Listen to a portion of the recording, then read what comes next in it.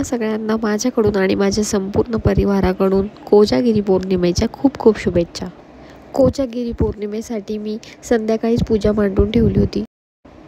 स्वामी समर्थ केंद्रात जशी पूजा मांडायला सांगतात त्यानुसार मी पूजा मांडून घेतली।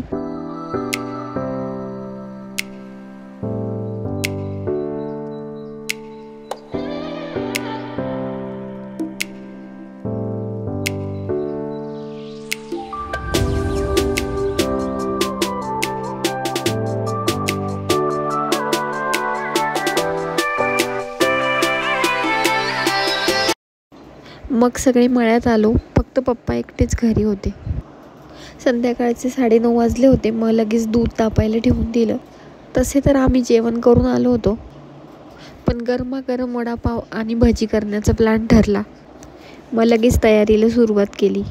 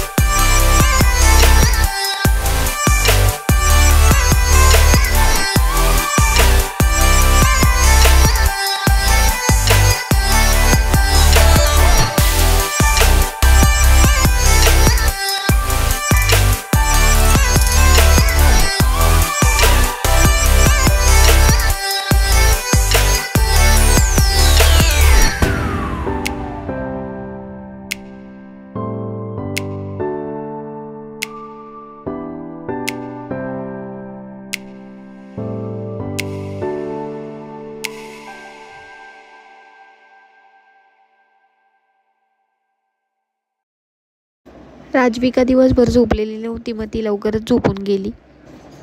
गप्पा मारता मारता कधी 12:30 वाजले ते पण कळाले नाही। कोजागिरी पौर्णिमेचा नैवेद्य देवांना 12:30 नंतरच दाखवायचा असतो, कारण असे म्हणतात की 12 ते 12:30 मध्ये चंद्र आपल्या अगदी डोक्यावर आलेला असतो आणि त्याच वेळी आपल्या किरणांनी तो शलाका आपल्या दुधात टाकत असतो आणि हाच आटवलेल्या दुधाचा नैवेद्य 12:30 नंतर आपल्या देवांना दाखवायचा असतो। 12:30 नंतर मी दूध घेऊन घरी आले। बाकी सगळे तिथेच थांबले होते, पण मला नैवेद्य दाखवायचा होता, मग मी एकटीच घरी आली होती।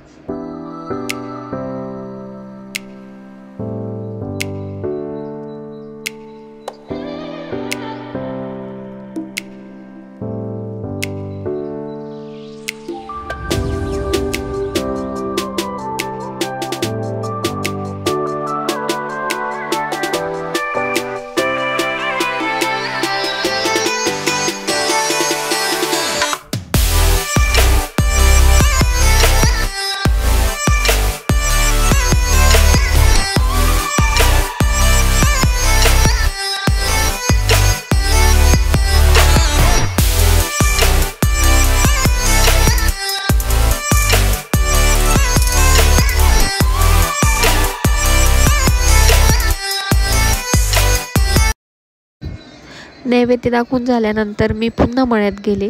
सगळ्यांसोबत आटवलेल्या दुधाचा आनंद घेतला. घरी यायला रात्रीचे 1:30 वाजून गेले होते आम्हाला.